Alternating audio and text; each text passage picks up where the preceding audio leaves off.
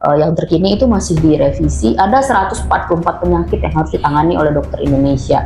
Bayangkan kalau 144 penyakit itu dia tangani secara mandiri, dia harus konsul terus kapan sembuhnya pasiennya. Itu akan pertama merugikan pasiennya.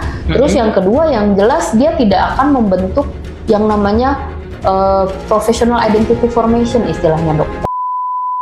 Terakhir saya masih kontak sama salah satu sejawat saya, dia sudah spesialis penyakit dalam, jadi masih pakai perahu kemana-mana gitu untuk layanan kesehatan. Kan itu adalah salah satu contoh gitu ya. Bukan berarti kita tidak melek globalisasi, dan saya rasa globalisasi bukan ancaman juga gitu ya. Kita nggak bisa ngomong sekarang itu seperti yang dulu tren-tren nggak bisa bahasa Inggris, itu nggak bisa, dok, nggak bisa gitu ya, karena kita tahu sendiri textbook kita aja itu, apalagi di medical education itu 90% textbooknya Inggris, dok. Bahasa Inggris. Saya tidak pernah meragukan kemampuan dokter Indonesia. Kita mampu karena jumlah kasus kita banyak, negara kita populasinya banyak, dengan distribusi variasinya banyak betul ya, dok. Kita punya pulau-pulau besar, pulau-pulau kecil, variasi penyakitnya banyak, dan kita banyak menemukan variasi kasus gitu. Mungkin variasi kasus yang versi textbook yang dibuat orang Amerika mungkin nggak ketemu di kita gitu, tapi mungkin mereka tuh baru ketemunya tuh juga di kita gitu. Saya nggak tahu apakah yang saya lihat di sosial media itu apakah benar seperti CT scan, terus bisa di zoom akhirnya bisa ngeliat sampai ke bagian dalam. Bisa, ada beberapa. Iya, dan kita belum sampai ke tahap itu, dan apakah kita bisa mengejar itu, dok? Saya rasa bisa ya, tapi yang dibutuhkan political will ya, dok. Regulasi, problemnya di regulasi. Kalau memang SDM kita lebih baik, lebih bagus, kenapa pasien-pasien kita banyak larinya ke Singapura, ke Malaysia? Kenapa, dok?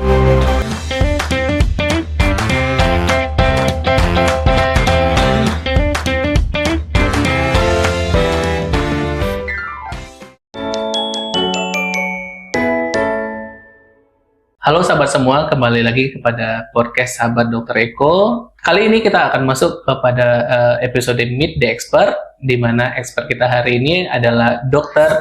Rahma Sania Zuhra, MPD CAT, Master Pendidikan Kedokteran, di mana beliau merupakan seorang pakar dalam bidang edukasi dan pendidikan di kedokteran.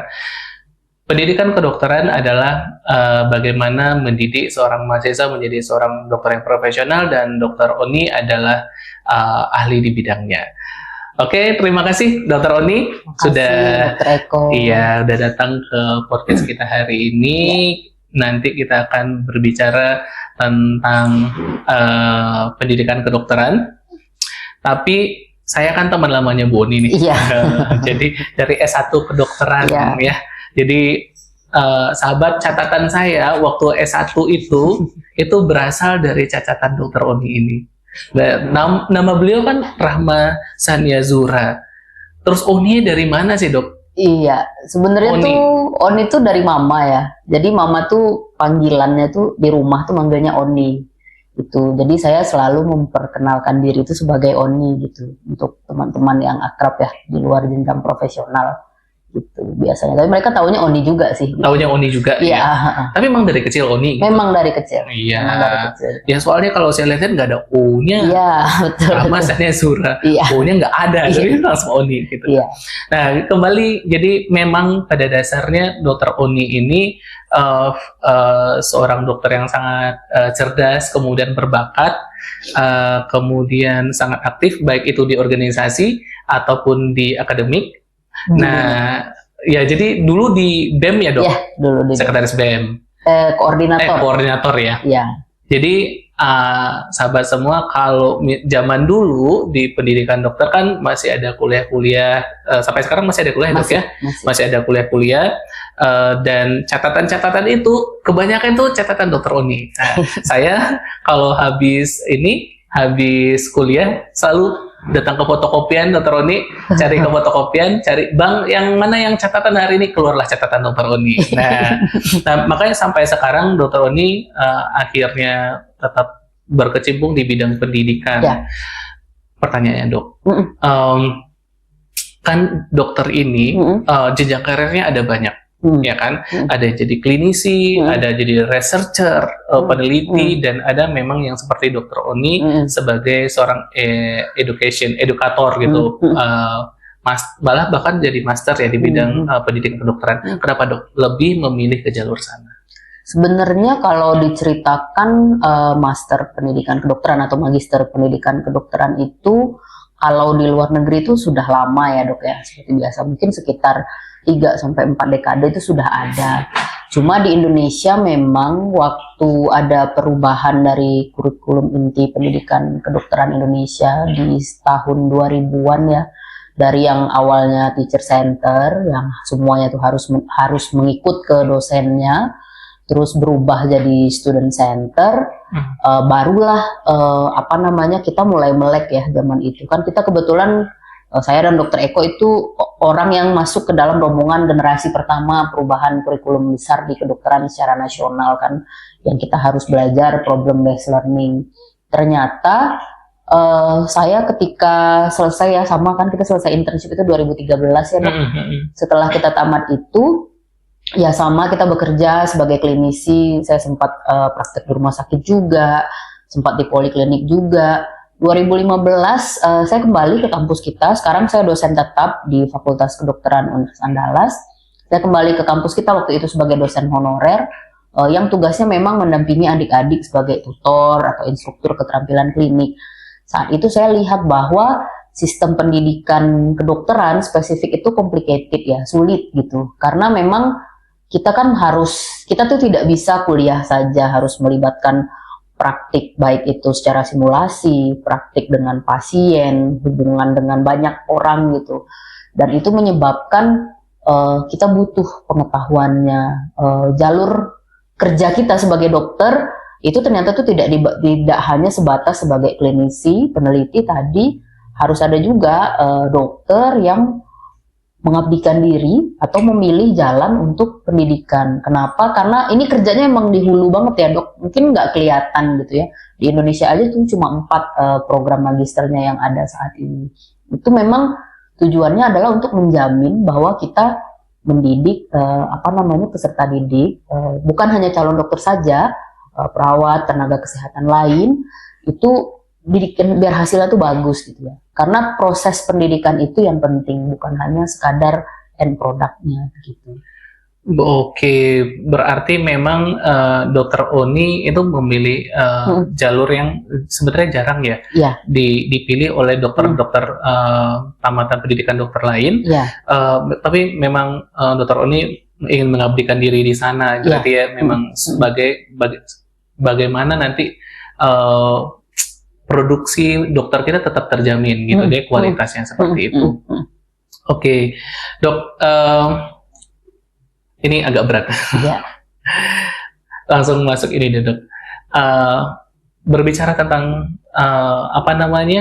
kualitas kedokteran.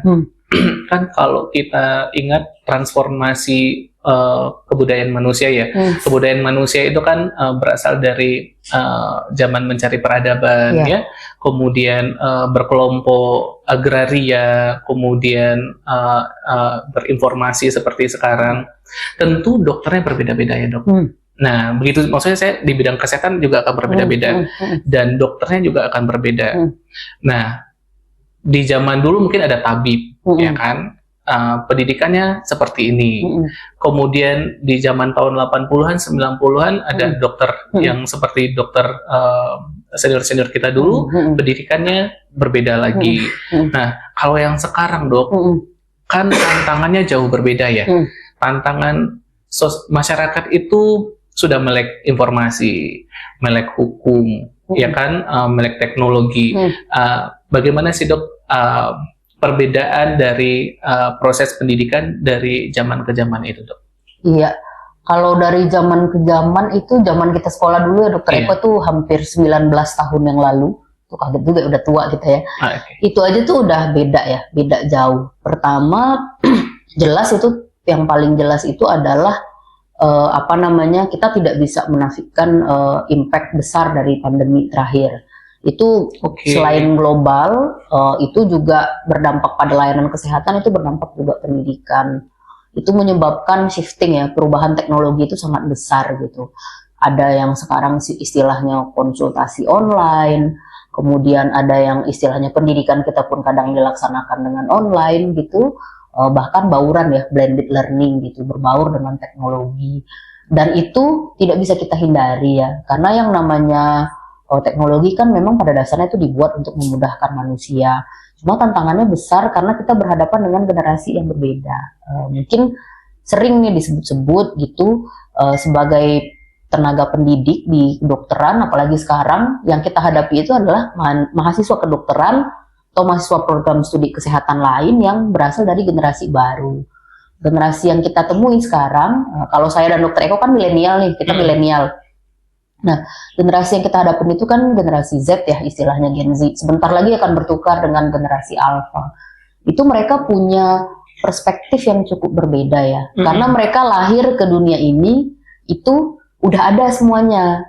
Mereka sudah dapat internet. Jadi waktu lahir itu internet udah ada.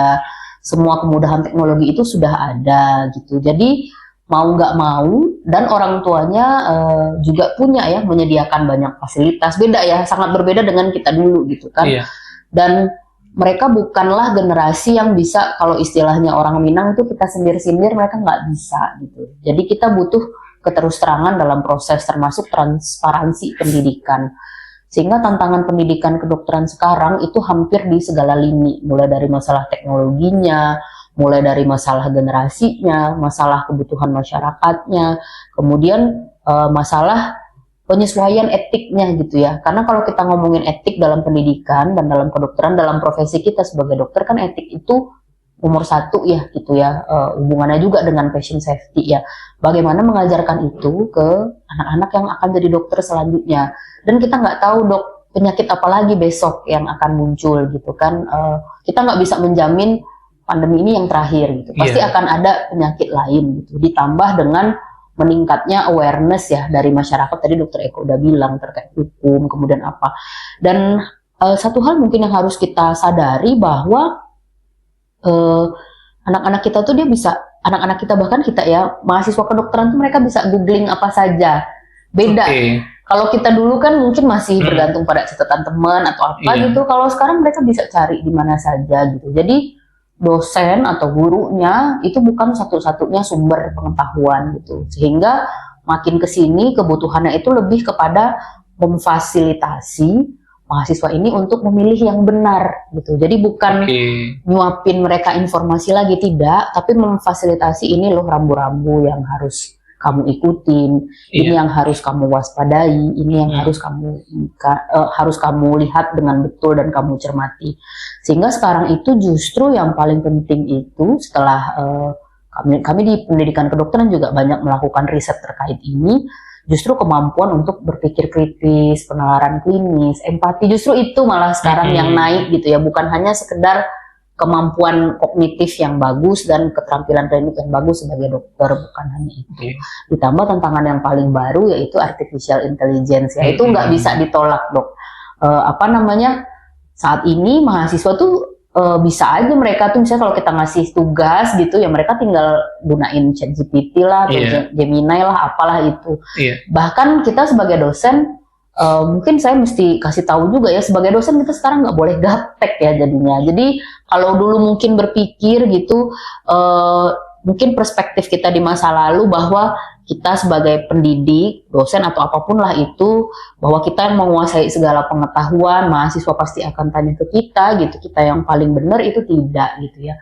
Karena sekarang mereka sudah punya banyak tempat bertanya, sehingga mau nggak mau kita juga harus belajar gitu. Jadi kalau saya pikir sih tantangannya selain yang banyak tadi adalah bagaimana untuk kita untuk tetap konstan untuk belajar ya. Jadi meskipun kita udah jadi dosen, long life learning, yes, ya, dok. Makin sekarang tuh makin berasa, makin berasa betul. Karena kalau kita tidak melakukan itu, kita nggak bisa ngasih guidance ke peserta didik. Kita nggak bisa, kita nggak bisa sedikit menjembatani gap gitu antara kita dengan mereka gitu. Karena mungkin selama ini kita melihat mahasiswa itu mungkin salah ya, tapi kan kita juga nggak selalu benar gitu ya dok. Itu sih yang paling menantang ya. Dan menurut hemat saya juga gitu, agak sulit ya bagi kita, apalagi kita mungkin yang sudah profesional, kita sudah terlatih, sudah jago selama bertahun-tahun, untuk mengurangi sedikit arogansi kita gitu, untuk menempatkan posisi kita di yang sama gitu dengan anak-anak. Jadi cukup berat ya dok, tantangannya bagaimana memproduksi seorang dokter menjadi sesuai untuk setiap zaman gitu. Dan tugasnya Dr. Oni dan teman-teman di Med Education memang lebih ke proses gitu dok ya. Jadi bagaimana membentuk suatu, ada input nih, ada tamatan SMA yang mau jadi dokter, bagaimana menyiapkan mereka, kan sekolahnya 6 tahun dok, menyiapkan mereka untuk era 6 tahun ke depan. Iya, betul. Iya kan? Bukan era untuk zaman dia dong. Bukan untuk zaman sekarang. Bukan untuk zaman sekarang. Berarti untuk era zaman 6 tahun ke depan, bagaimana mempersiapkan mereka. Luar biasa. Memang sangat berat sekali, dok. Berat, ya. Karena mereka harus, sekarang tuh jadinya harus punya kemampuan untuk resiliensi ya, dok. Jadi mereka tuh harus jauh lebih resilience lah. Apa itu resiliensi? Resiliensi itu lebih tahan banting. Sementara itu tuh jadi isu yang berat ya, dok. Nah, kemarin dok, waktu episode yang lalu, saya sempat ngobrol dengan Dokter Nanda, dok, dengan spesialis jiwa. Kita berbincang tentang Gen Z dan Gen Alpha, bahwa cenderung coping mechanism mereka tidak terlalu sekuat kita zaman milenial dulu. Nah, gimana tuh dok hubungannya dengan yang tadi? Karena kita kan mau menyiapkan dokter tuh untuk future ya, dok, bukan yang praktek sekarang. Yang praktek sekarang Dokter Eko, kemudian teman-teman kita sejawat yang praktek sekarang, mungkin senior-senior kita gitu. Resiliensi itu adalah kemampuan bertahan ya. Jadi kalau misalnya dia jatuh, dia harus bangkit lagi gitu. Kemampuan dia untuk itu. Jadi salah satu guru saya ketika saya sekolah medical education di FKU itu, Prof. Samsu itu pernah bilang gitu, yang dibutuhkan sekarang itu resiliensi itu gitu, grit ya istilahnya, adaptable agility, namanya mirip-mirip. Jadi kemampuan beradaptasi dan kemampuan dia untuk bangun lagi ketika dia jatuh. Nah, problemnya sekarang adalah Gen Z atau Gen Alpha, mereka itu kan dibesarkan oleh orang tua yang mungkin kita, orang tuanya atau di atas kita, yang ini tidak 1-2 kasus kami jumpai di lapangan yang orang tuanya yang nggak siap anaknya jatuh. Jadi gimana caranya anaknya harus ditata gitu terus. Mereka tidak diizinkan membuat kesalahan gitu ya. Padahal ketika seseorang membuat kesalahan itu dan dia mengakui kesalahannya, dia bertanggung jawab secara pribadi terhadap kesalahan itu dan memperbaiki, itu akan membantu untuk dia resilience, untuk maju terus gitu. Jadi problemnya cukup kompleks ya, dok. Karena kalau misalnya kita ingin dokter kita punya resiliensi, tentu dia harus bisa menghadapi semua perubahan gitu. Sama seperti kemarin ya, kasus yang hits banget gitu, yang dia nggak mau jaga malam, terus telepon mama gitu-gitu. Nah, itu salah satu contoh ya.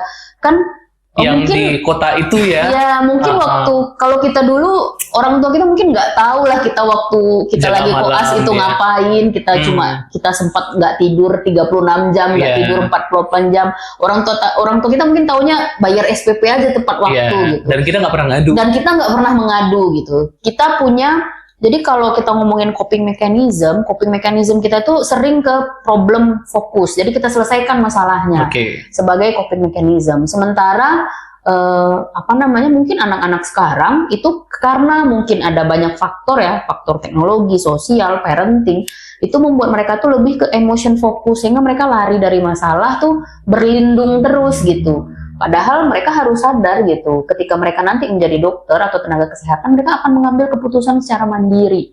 Jadi kalau jatuh, mereka harus mempertanggungjawabkan itu. Nah, itu yang sulit, dok. Itu tantangan kami untuk membangun itu yang paling sulit saat ini. Kalau real di depannya apa, dok? Itu kan proses misalnya masih pendidikan ya, yang koas kemarin ya, dokter muda kemarin tuh cerita tuh masih di masa pendidikan. Di future, di masa depan seperti apa, dok, contohnya? Begini, dok, kan memang kita bekerja meskipun kita mengambil keputusan sendiri sebagai dokter, ada satu periode ketika kita akan konsul kepada yang lebih ahli. Itu wajar saja ya. Wajar. Cuma alangkah repotnya kalau ada hal-hal, misalnya dalam standar kompetensi dokter Indonesia, yang terkini itu masih direvisi, ada 144 penyakit yang harus ditangani oleh dokter Indonesia. Bayangkan kalau 144 penyakit itu dia tangani secara mandiri, dia harus konsul terus kapan sembuhnya pasiennya. Itu akan pertama merugikan pasiennya. Terus yang kedua, yang jelas dia tidak akan membentuk yang namanya professional identity formation istilahnya, Dok. Pembentukan identitas profesional dia untuk mengambil keputusan secara mandiri.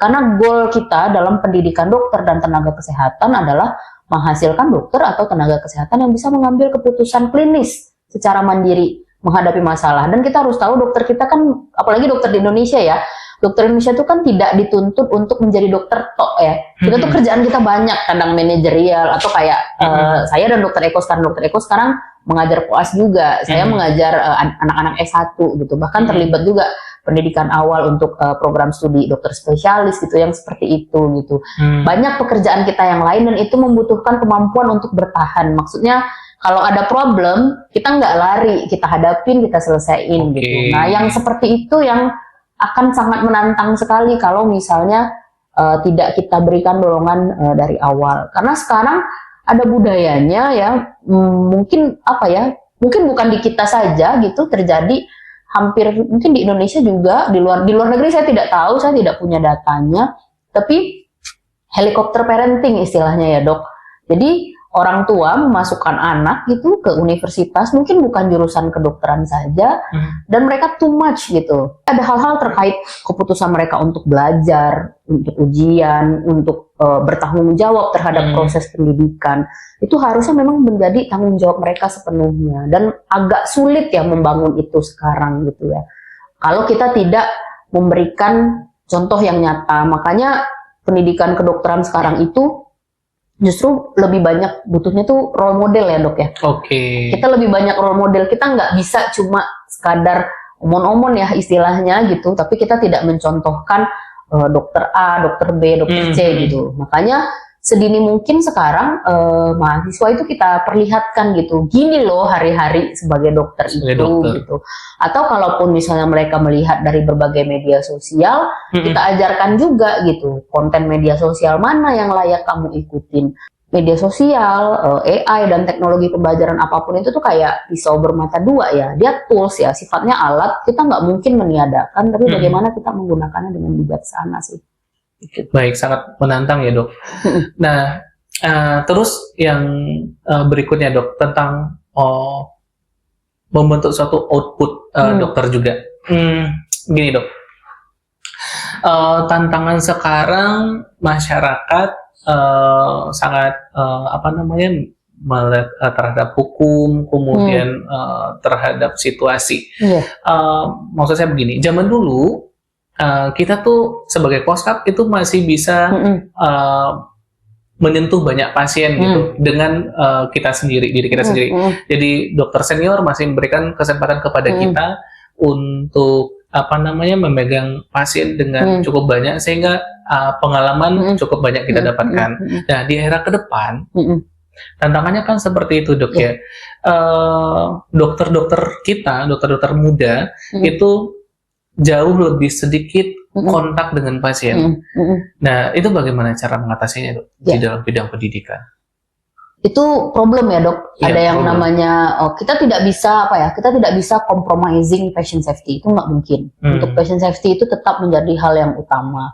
Cuma di satu sisi kita juga harus memikirkan bagaimana yang namanya hands on ya untuk mahasiswa kita gitu. Nah, disinilah perannya teknologi dalam pembelajaran masuk. Oleh karena itu simulation base ya, meskipun tidak akan pernah sama dengan langsung, simulation base itu akan menjadi salah satu solusi yang bisa kita tawarkan. Itu sebabnya mahasiswa itu sekarang itu sudah kita ajarkan gitu untuk melakukan hal yang sifatnya simulasi gitu, simulasi, lebih banyak hands-on simulasi. Kemudian mereka akan lebih banyak role play dengan sesama mereka. Itu jauh lebih aman karena sesama mereka minimal mereka berlatih kemampuan anamnesis dulu, wawancara dan pemeriksaan fisik yang non-invasif. Itu kita ajarkan.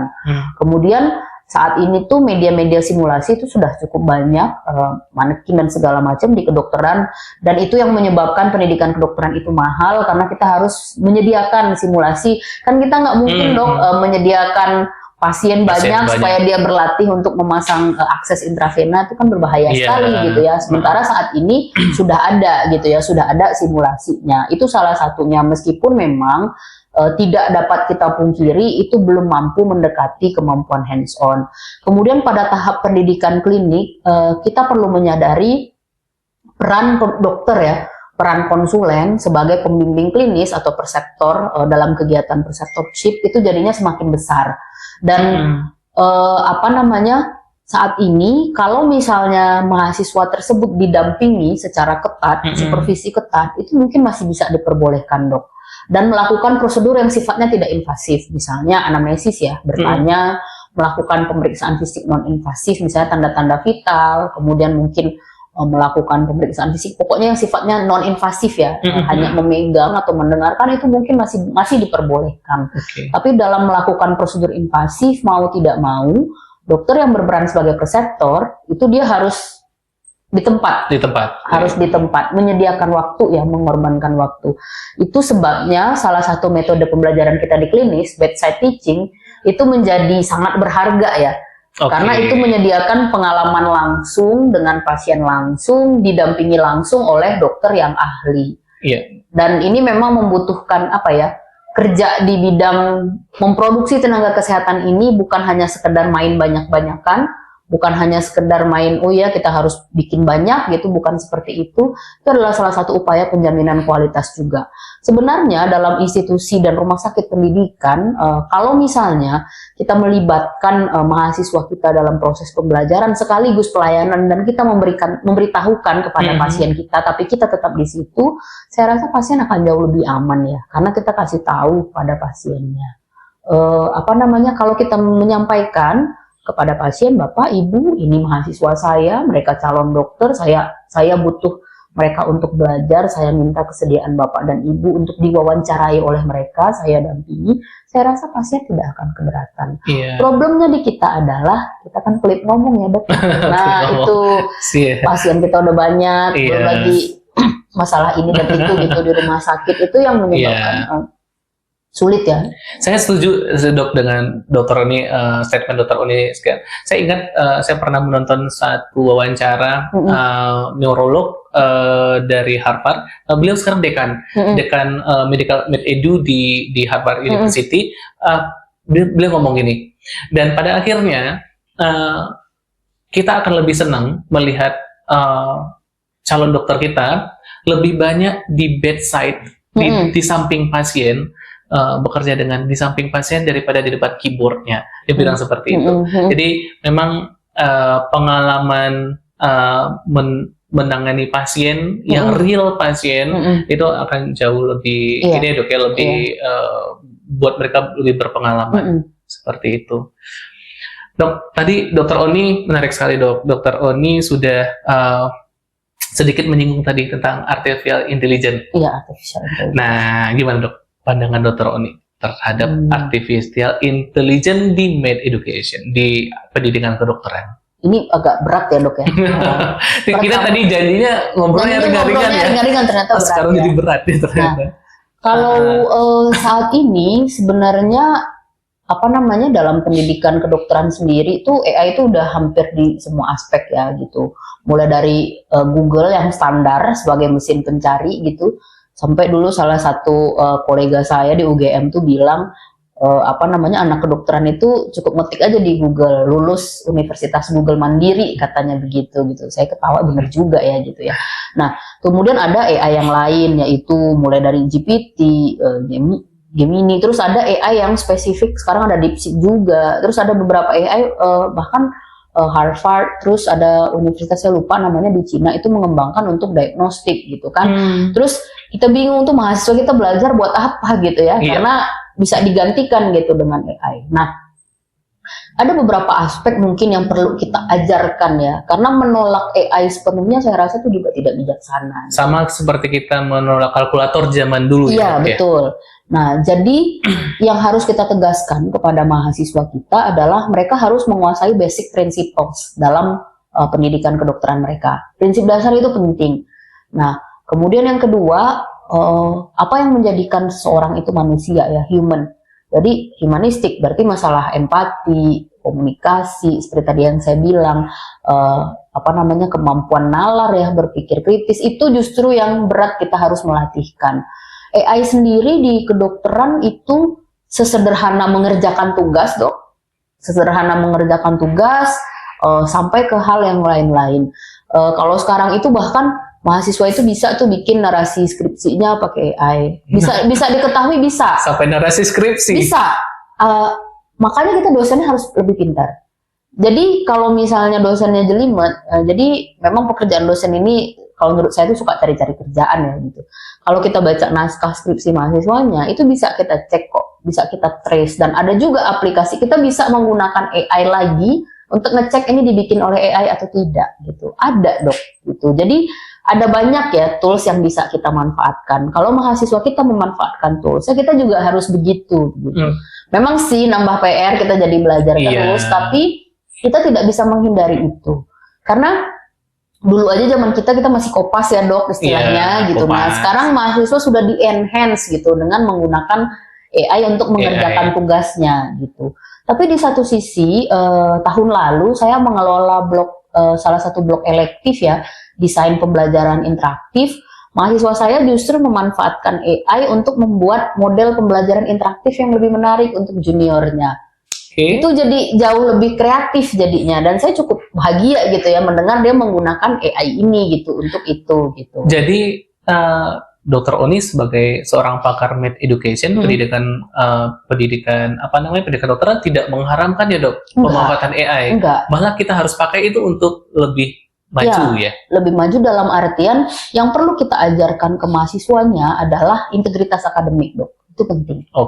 Integritas akademik, plagiasi, etik, prinsip seperti itu justru makin penting di zaman ini. Karena AI informasi dari sana sini nggak bisa kita cegah ya, Dok? Nggak bisa. Kita nggak bisa ngomong integritas akademik ke AI, dia robot, dia algoritma gitu. Tapi kita bisa ngomong itu ke manusia. Itu sebabnya kita harus meyakinkan mahasiswa kita bahwa pengetahuan itu berharga dan usaha yang kamu kerjakan itu berharga. Kalaupun kamu mau memakai AI sebagai tools boleh, tapi kamu harus ingat proses mendapatkan pengetahuan itu, apa yang kamu korbankan, apa yang orang lain korbankan untuk menjadikan satu penelitian lahir sebagai artikel ilmiah, itu kan bukan hal yang ecek-ecek ya. Mereka harus diajarkan untuk itu. Begitu. Pernyataan Dr. Oni itu sangat persis sekali atau sangat sangat sama sekali dengan yang diucapkan oleh neurolog dekat Harvard tadi. Jadi beliau bilang AI tidak bisa kita hindari karena pasti akan kita gunakan. Tapi memang fundamentalnya seperti Dr. Oni bilang tadi, prinsip-prinsip dasar.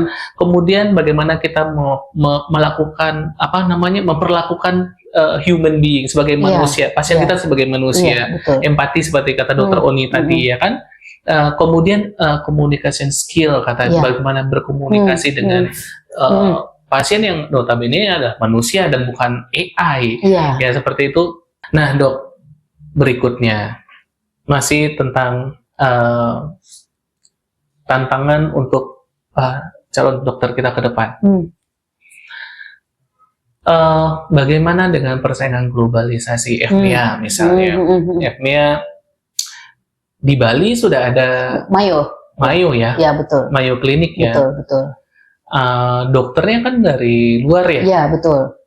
Tentu Dr. Oni dan rekan-rekan lain di Med Education harus mempersiapkan SDM kita supaya paling tidak sama dengan mereka. Kalau misalnya kita ketinggalan dan dokter kita di bawah itu, tentu akan ketinggalan. Bagaimana, Dok, menyikapinya? Sebenarnya itu ini ya, Dok, kita harus sadar dulu kalau penduduk Indonesia itu kan hampir 300 juta ya, dan akses pendidikan, akses pelayanan kesehatan itu tidak merata. Itu kita harus sadari dulu. Saya bukan orang yang menjunjung tinggi globalisasi, karena menurut saya problem kita justru masalah di pemerataan. Karena saat ini kalau dibilang dokter Indonesia itu kurang atau apa, enggak. Dokter Indonesia itu ahli. Kurang kualitasnya? Kurang kualitas enggak. Dokter Indonesia itu ahli. Kenapa ahli? Indonesia ini ini agak serem ya saya ngomongnya, sumber penyakit ya. Di sini tuh banyak variasi penyakit, bahkan sekarang sudah bukan double burden lagi ya, triple burden. Kita ada penyakit infeksi, ada penyakit yang sifatnya degeneratif dan karena gaya hidup ya, dan ditambah juga dengan naiknya penyakit autoimun atau yang lain gitu. Nah, infeksi di Indonesia itu belum bisa dihilangkan, belum bisa dok. Orang nggak akan, orang Amerika tuh ketemu TB, malaria itu di sini, infeksi parasit yang aneh-aneh itu di sini. Bahkan itu alma mater saya tuh di orang-orang dari University of Glasgow itu belajar parasitologi ke FKUI karena barangnya nggak ada di situ. Gitu. Jadi banyak potensi dokter Indonesia itu yang bagus gitu. Mau globalisasi atau tidak, yang penting pemerataan layanan kesehatan itu yang penting. Karena kita mau memeratakan layanan kesehatan, dokternya dikirim ke tempat terpencil, alatnya nggak ada, kan bingung ya dok. Terakhir saya masih kontak sama salah satu sejawat saya, dia sudah spesialis penyakit dalam, itu dia masih pakai perahu kemana-mana gitu untuk layanan kesehatan gitu. Kan itu adalah salah satu contoh gitu ya. Bukan berarti kita tidak melek globalisasi, dan saya rasa globalisasi bukan ancaman juga gitu ya. Mau dokter asing ke Indonesia kalau dia juga nggak ngerti nanganin malaria mah sama aja gitu. Karena menurut hemat kami adalah kalau pemerataan ini yang kita bereskan, insya Allah akan jauh lebih baik ya bagaimana peningkatan pelayanan kesehatan ini. Terkait globalisasi sendiri, memang terjadi ya internasionalisasi yang sudah dimulai di banyak klinik, mungkin di Jakarta juga ntar lagi akan mulai gitu. Bagaimana sih sebenarnya membekali dokter Indonesia? Banyak ya dok yang bisa kita lakukan selain kemampuan berbahasa Inggris, itu jadi esensial ya. Kita nggak bisa ngomong sekarang itu seperti yang dulu tren-tren nggak bisa bahasa Inggris, itu nggak bisa dok, nggak bisa gitu ya, karena kita tahu sendiri textbook kita aja itu, apalagi di medical education itu 90% textbooknya Inggris dok, bahasa Inggris. Bahkan dulu textbook kita waktu kita kuliah kedokteran aja tuh banyak yang berbahasa Inggris gitu kan. Jadi itu bukan salah satu hal yang harusnya kita ributkan gitu. Bahkan sekarang beberapa program studi PPDS ada kelas internasional yang mengisyaratkan TOEFL atau IELTS berapa gitu. Saya rasa yang mesti dijaga dalam proses globalisasi itu adalah bagaimana dokter Indonesia tuh tetap punya kemampuan.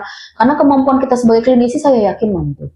Saya tidak pernah meragukan kemampuan dokter Indonesia. Kita mampu karena jumlah kasus kita banyak, negara kita populasinya banyak, dengan distribusi variasinya banyak betul ya dok. Kita punya pulau-pulau besar, pulau-pulau kecil, variasi penyakitnya banyak, dan kita banyak menemukan variasi kasus gitu.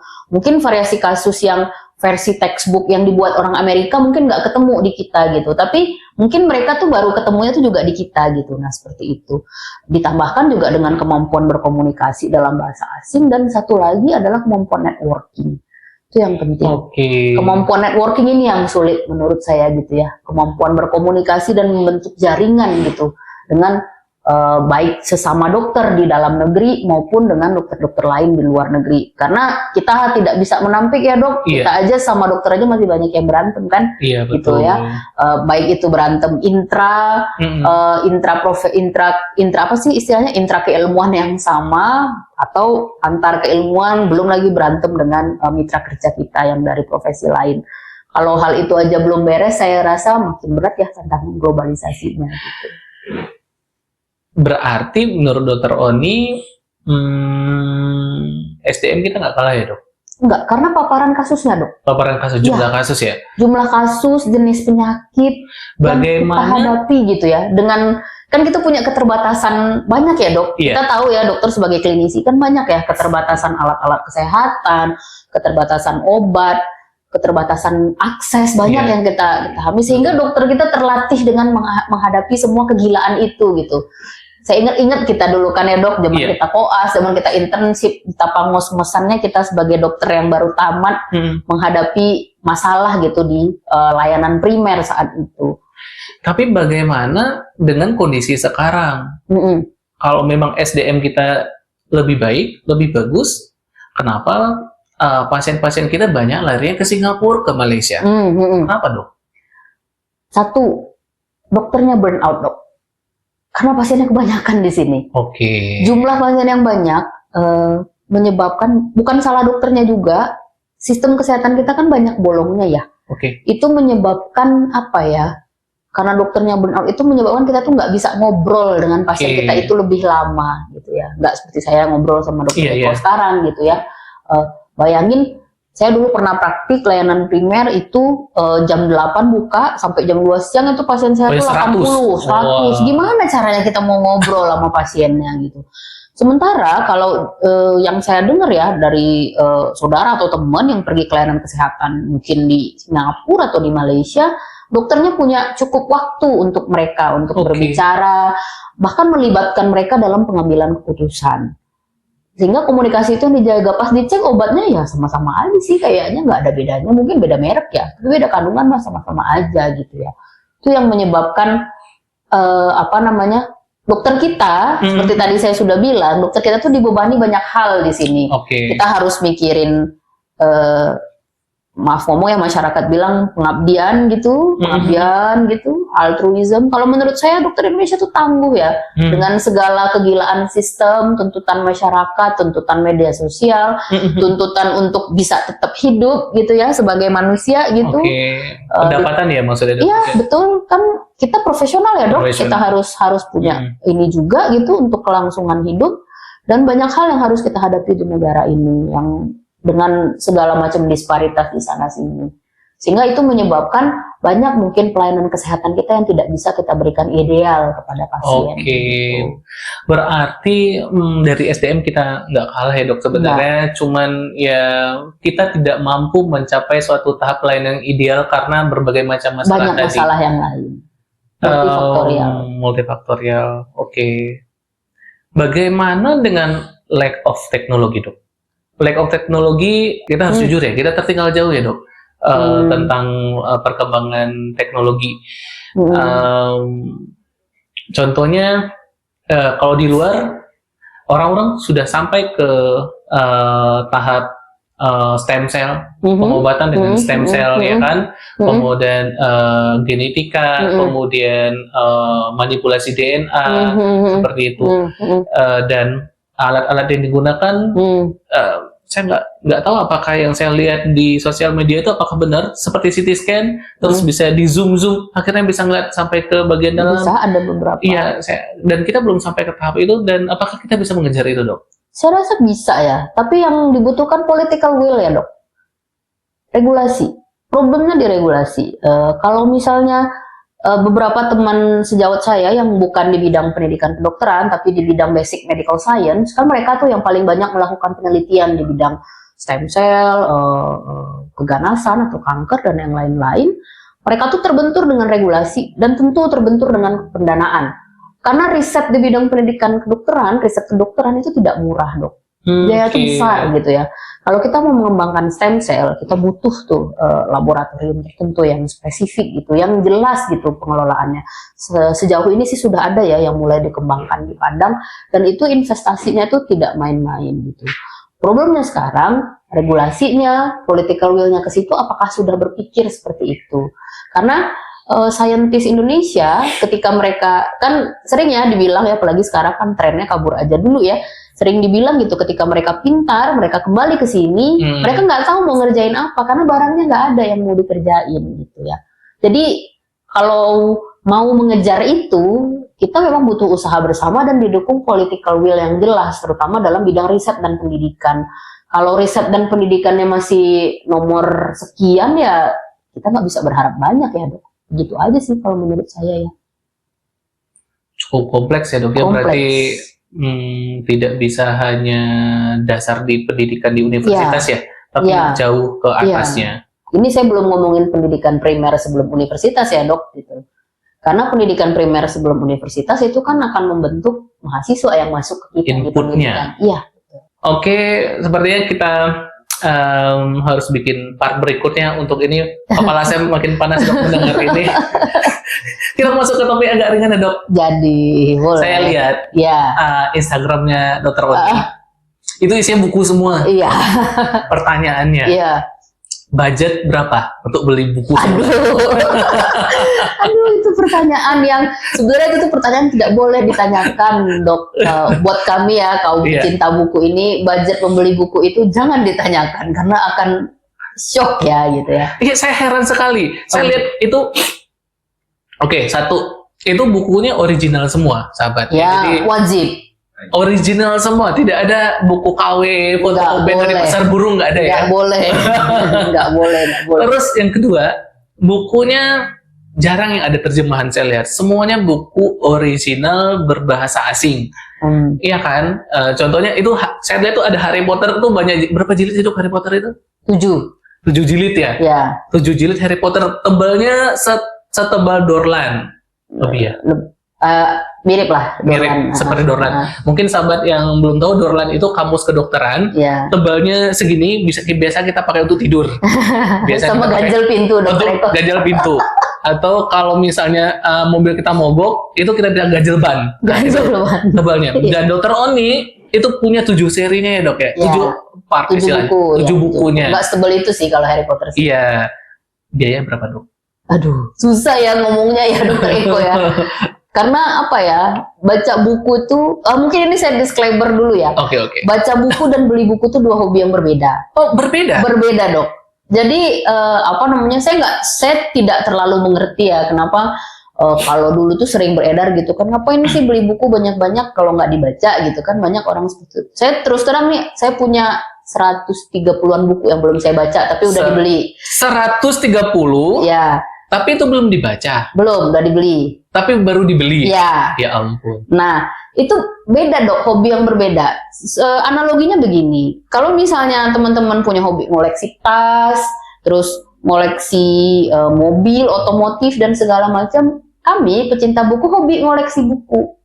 Mau dibacanya kapan itu terserah kami gitu. Gitu loh dok, gitu. Itu adalah hobi yang berbeda gitu ya. Hobi membaca dan hobi membeli buku gitu. Jadi nggak usah diributin gitu. Soalnya jadi budget nggak keluar juga nih dok? Enggak, jangan. Jangan. Okay. Soalnya orang misalnya kalau dia ngoleksi tas atau ngoleksi makeup kan nggak dipakai semuanya gitu kan dok. Kan nggak langsung dipakai ya.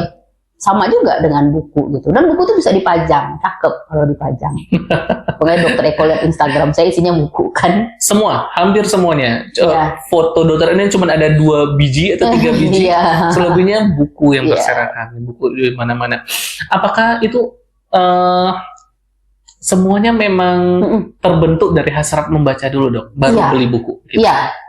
Basically saya kan bisa baca umur 4 tahun. Oke. Habis itu sebenarnya tuh dulu tuh ini yang saya bilang ya, parenting itu sangat berpengaruh ya. Jadi orang tua saya itu dulu langganan Bobo, Donald Bebek itu loh dok. Nah zaman-zaman dulu ya. Jadi dibelikan itu. Jadi saya tuh biasa baca. Ketika SD saya inget banget kelas 3 ya. Ketika saya memang sudah sangat bisa baca dengan lebih lancar dan sudah mengerti buku. Saya mulai tuh melipir ke perpustakaan SD inilah gitu ya istilahnya. Itu umur berapa dok? 3 SD. 3 SD udah main-main ke perpus? Iya. Oh, saya masih main kelereng dok, itu umur 3. Iya. Jadi waktu lihat tuh kan dulu tuh kan banyak ya dok buku yang kecil-kecil, yang tipis-tipis gitu di pustaka. Terus saya baca, kayaknya seru ya gini ya. Dan itu kan rata-rata fiksi ya, karena bacaan yang saya suka itu kan fiksi ya, novel kan. Dan ternyata itu tuh bikin ini ya, membantu ya. Maksudnya membantu kayak pertama membantu kosakata. Ya, membantu kosakata, membantu saya berbicara juga, membantu menyusun kalimat juga kalau menulis. Dan itu berulang-ulang. 3 SD itulah yang momen itu terus mengantarkan saya pada tren bacaan dulu. Banyak dulu kan bacaan mulai dari Lupus, terus kalau yang terjemahan luar itu kayak Goosebumps ya. Yang tipis-tipis gitu kan.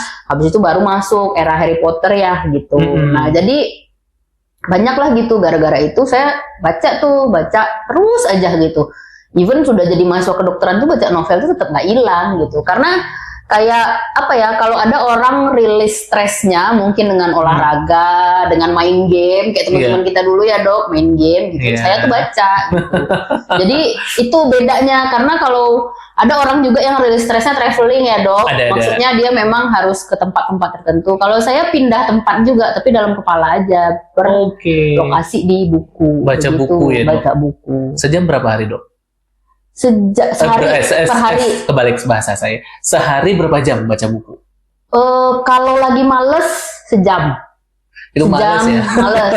Mood ya dok. Karena Makin kesini ya kita tuh kan banyak tanggung jawab, banyak Oke. ini gitu kan, banyak distraksi. Itu penting ya dok, distraksi mulai dari Netflix apa gitu kan.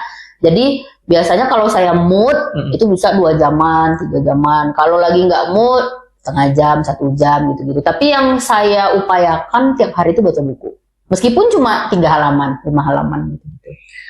Saya dok, sejam itu kalau lagi rajin, bukan lagi malas dok. Kalau lagi rajin tuh sejam tuh, wah udah rajin banget dok berarti. Iya. Nah luar biasa. Kenapa dok saya tanyakan hal itu? Karena memang berkaitan ya dengan konsentrasi dokter. Memang di pendidikan ya, Iya, betul. di mana pendidikan memang akan banyak buku dan jurnal. Iya betul. Seperti itu. Dok, ini ada komunitasnya kalau nggak salah ya? Ada. Apa namanya dok? Dulu itu tuh saya tuh pernah ikut penggemar novel fantasi Indonesia dulu ya. Sekarang sih saya udah nggak ikut lagi. Terus sekarang kan banyak ya komunitas baca itu. Komunitas baca. Ya, cuma di satu sisi mungkin tujuannya baik ya dok. Cuma sekarang itu kayak apa ya? Kayak jadinya tuh flexing dan Ada juga ngebut-ngebutan. ya? Ada. Jadi bukan hanya flexing tas gitu ya. Jadi flexing. Terus tujuannya itu jadinya bukan untuk finally enjoying things in reading. Sementara kalau saya tuh pengennya tuh saya baca karena saya suka, udah selesai gitu. Nggak ada agenda-agenda lagi gitu. Jadi kalau sekarang itu malah personal branding lah apa. Bukannya salah, enggak sih. Iya, Cuma saya aja yang nggak suka gitu. Jadi saya berpikir kalau baca ya udah gitu, for the sake of reading gitu, buat ngebaca biar happy aja gitu. Saya baru tahu dok, ada flexing dengan membaca gitu ya? Ada banyak gitu ya. Saya pikir flexing dengan mobil mewah. Bahkan gitu. ada yang mengkasta-kastakan kalau baca ini intelek, kalau baca ini ada kastanya juga? gitu. Kalau saya mah, saya sampai sekarang masih baca Donald Bebek, masih baca Detektif Conan, masih baca buku Anang, dongeng anak saya masih baca gitu. Kalau baca yang berat baca juga gitu. Jadi banyak ininya ranknya gitu. Oke. Buku yang belum dibaca itu diapain dong? Dipajang. Dipajang saja? Iya. Ada masih dalam plastik? Ada, belum dibuka. Nggak niat dijual dong? Oh, enggak dong, tidak boleh. Karena rata-rata tuh saya beli itu kalau nggak dia baru keluar atau dia memang nggak ada, susah nyarinya lagi gitu ya. Karena mungkin ada beberapa buku ini kan selera ya dok. Iya. Maksudnya ada bacaan yang kita suka, ada yang tidak gitu. Ada yang selera yang harus semua orang baca, ada yang tidak gitu. Kadang-kadang menerbitkan buku tuh kan tricky juga ya. Kalau dia laku tentu dia bakal dicetak ulang. Kalau dia enggak ya laku, pasti ya, itu pasti ada terus ada gitu terus. kan. Tapi ada buku yang kita ya dia cuma once in a lifetime gitu. Jadi ya mending diambil dulu daripada hilang. Bagi kami pecinta buku nih beli dulu daripada menyesal begitu. Daripada menyesal. Iya. Oke, kalau dokter Oni mungkin nggak mau membeberkan berapa sebulan, buku paling mahal dong? Berapa? Buku paling mahal selain Sobota kita ya. Iya, Sobota kita. Iya, mungkin teman-teman tahu ya Sobota tuh Atlas Anatomi Manusia itu berapa kita dulu dok? 1,2 ya. Zaman kita. Zaman kita, kalau Itu zaman tahun 2006. sekarang nggak Sekarang tahu. udah mahal. Buku paling mahal yang saya beli itu terakhir Harry Potter, tapi yang Harry versi Potter itu. ilustrasi. Oh, ada gambar-gambarnya. Ya, jadi kan Harry Potter ini dicetak ulang, tapi versi ilustrasi. Buku nomor 5 ya. Nomor 5 tuh kan Harry Potter yang salah satu yang paling tebal, jadi dibuat versi ilustrasi. Itu yang paling mahal deh kayaknya. Berapa dong? $? Ya? Enggak, di Indonesia kan saya mesennya lewat salah satu toko online di Indonesia yang berafiliasi. Sekitar 800 ribuan gitu, 850 ribuan gitu. Satu jilid? Satu Kali 7 ya? Beda-beda dok harganya. Karena tergantung ketebalan bukunya. Oke. Itu yang paling mahal. Dan bukunya baru dicetak ulang tuh sampai 5, yang 6 dan 7 belum rilis. Belum. Oh, yang pakai ilustrasi. Ya, jadi jangan heran dok, saya punya Harry Potter itu versi bahasa Indonesia, versi ilustrasi, terus ada yang buku companionnya gitu. Jadi itu udah biasa, jadi ada banyak gitu. Satu judul itu bisa beberapa macam? Iya, satu judul tuh bisa Harry Potter 3 edisi. Harry Potter 3 edisi. Ya, beda cover tapi isinya sama. Oke. Itu biasa dok, jangan heran. orang pembaca itu lebih suka membaca atau nonton TV dong? Nonton film deh, misalnya. Kalau saya disuruh milih, saya akan tetap baca. Tetap baca? Ya. Karena ada beberapa part, misalnya buku di filmin gitu dok, itu yang hilang.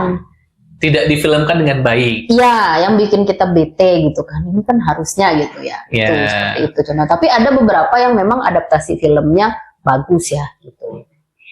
Kayak Terakhir bukunya. saya baca novel itu masih ayat-ayat cinta. Aduh. Habis itu nggak pernah baca lagi. Tapi memang ketika difilmkan, kok ada yang kurang. Iya. Gitu. Saya baca sih itu, nonton juga. Nonton juga ayat-ayat cinta ya. Aduh. Terus dok, film. Ya. Genre dok, genre apa nih yang paling seru? Saya sih kalau genre itu lebih seringnya random ya dok. Cuma saya sangat menghindari horor karena saya penakut. Tapi saya baca novel horor, kan agak aneh ya. Jadi saya baca novel horor, tapi saya menghindari film horor karena penakut. Saya paling suka itu sebenarnya yang sifatnya fiksi ilmiah. Oke. Itu saya suka. Terus apa sih namanya, fantasi. Fantasi. Seperti Harry Potter memang ya? Ya, seperti itu, Lord of the Rings gitu-gitu. Terus kemarin yang Dune ya, itu. Terus mungkin yang paling hits ya yang semua orang nonton kayak Marvel Cinematic Universe, apapun lah itu pasti saya nonton. Terus mungkin ada beberapa film drama tertentu ya yang kata orang Oscar materials ya. Itu tergantung mood sih saya nontonnya gitu. Jadi lebih ke mood ya dok, karena apa namanya saya tuh bukan pecinta bioskop ya. Jadi tuh nonton di bioskop itu ya kalau memang worth it menurut saya gitu. Bukan menurut kritikus ya, bukan menurut warga juga. Nonton dong gara-gara FOMO enggak gitu. Jarang saya nonton karena itu gitu. Jadi karena memang pengen gitu. Memang pengen ya. Ya apalagi sekarang udah ada platform kan, jadi enak. Netflix, ada Netflix ya, gitu. Jadi tinggal bobok-bobok di rumah bisa nonton. Keuntungannya apa dok? Jadi seorang reader, jadi seorang yang hobi membaca. Bahkan kalau saya tengok ya, berarti bacaan Dr. Oni kan rata-rata Inggris ya bahasanya ya? Terakhir ya banyak. Indonesia saya baca juga sih. Keuntungannya apa dok? Pertama vocabulary pasti. Vocab ya? Vocab.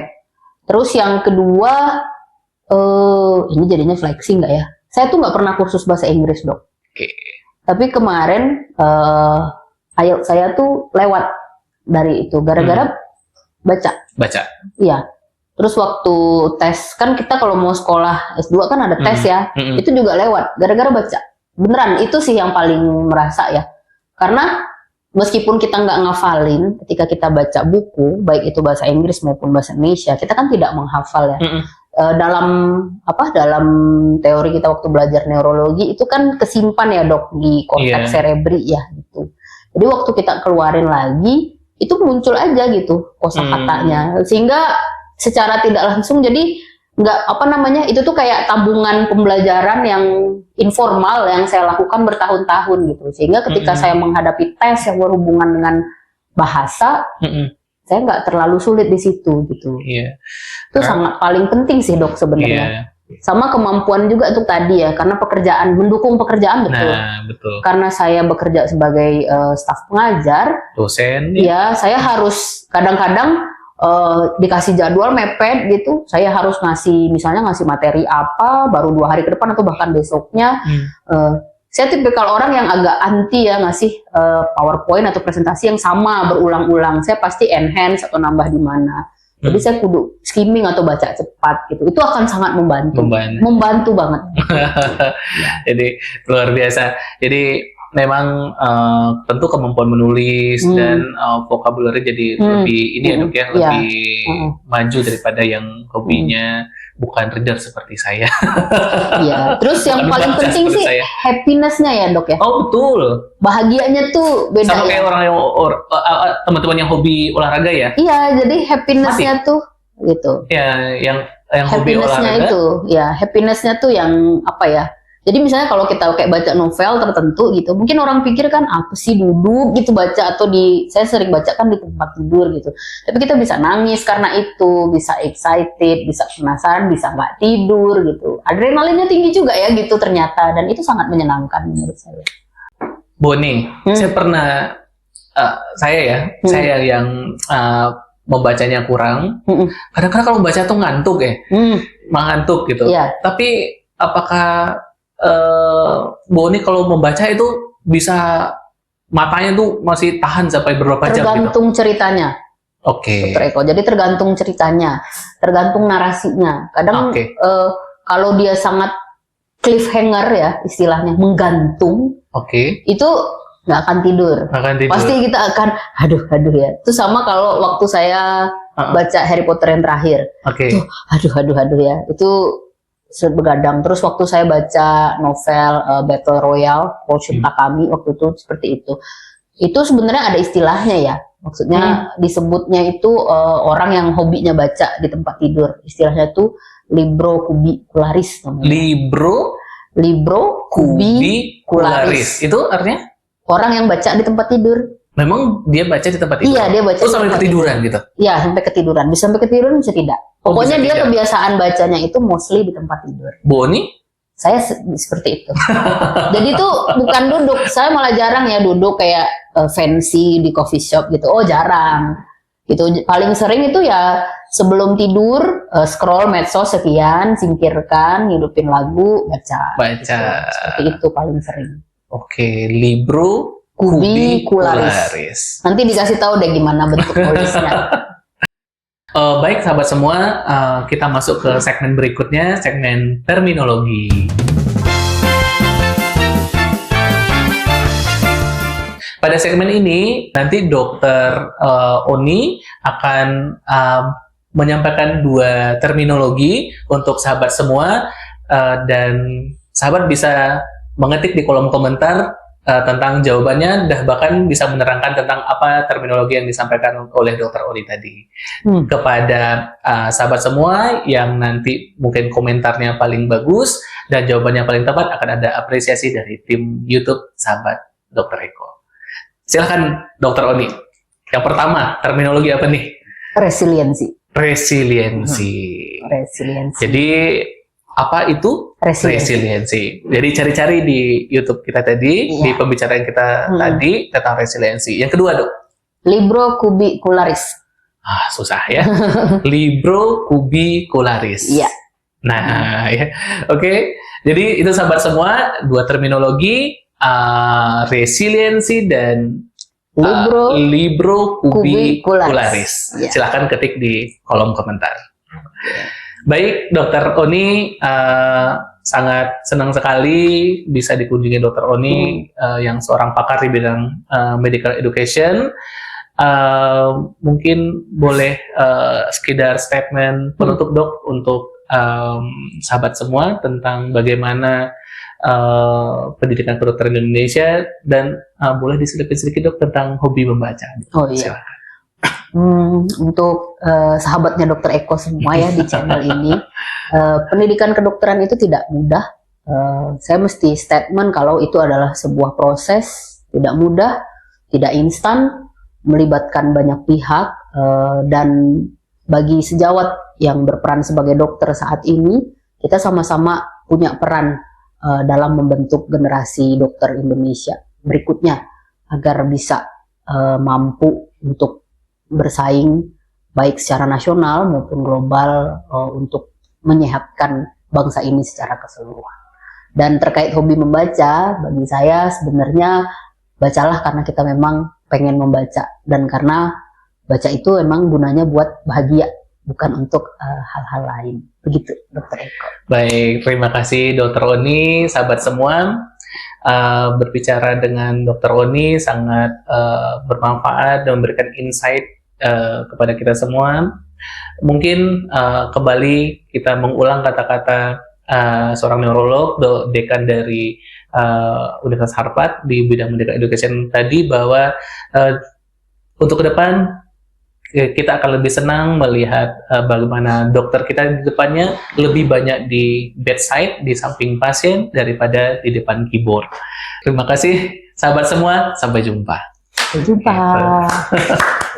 Terima kasih.